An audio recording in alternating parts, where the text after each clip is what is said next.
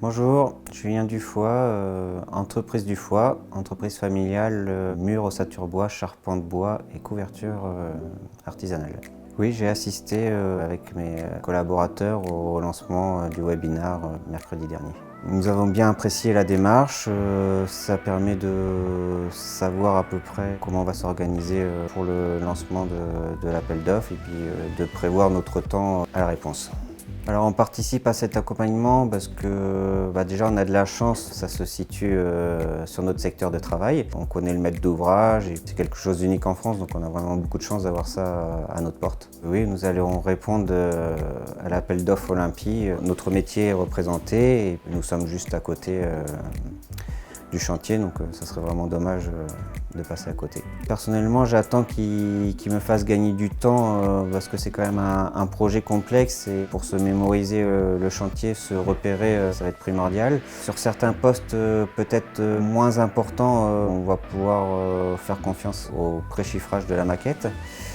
Donc ça c'est la première étape, mais pour moi la plus grosse importance, ça sera la deuxième étape, au lancement du projet quand les entreprises seront consultées, où théoriquement les soucis vont être vus en amont et va aider beaucoup les bureaux d'études à faire leur plan d'exécution. Adrien Baron, société Lorillard. On est fabricant de menuiserie extérieure dans tous les matériaux, PVC, bois, aluminium, sur la commune de Chartres.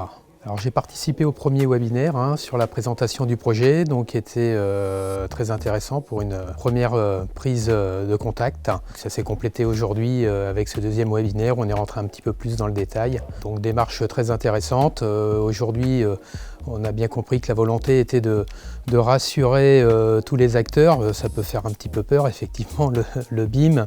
Mais bon, voilà, on voit qu'on est bien accompagné, les tutos sont là. Et puis, en tout cas, chez Lorillard, on est tous convaincus du bien fondé de la démarche et on en attend beaucoup. On est persuadé qu'on va effectivement gagner en efficience.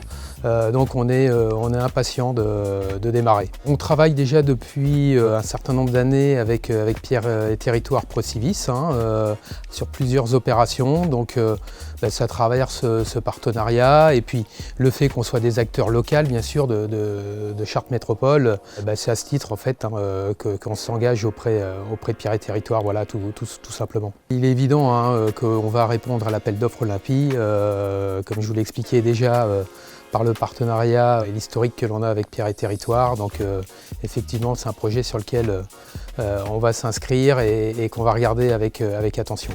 Pour nous qui faisons de l'étude de prix, la difficulté, c'est bien évidemment souvent les incohérences, les manques que l'on peut retrouver dans les DCE.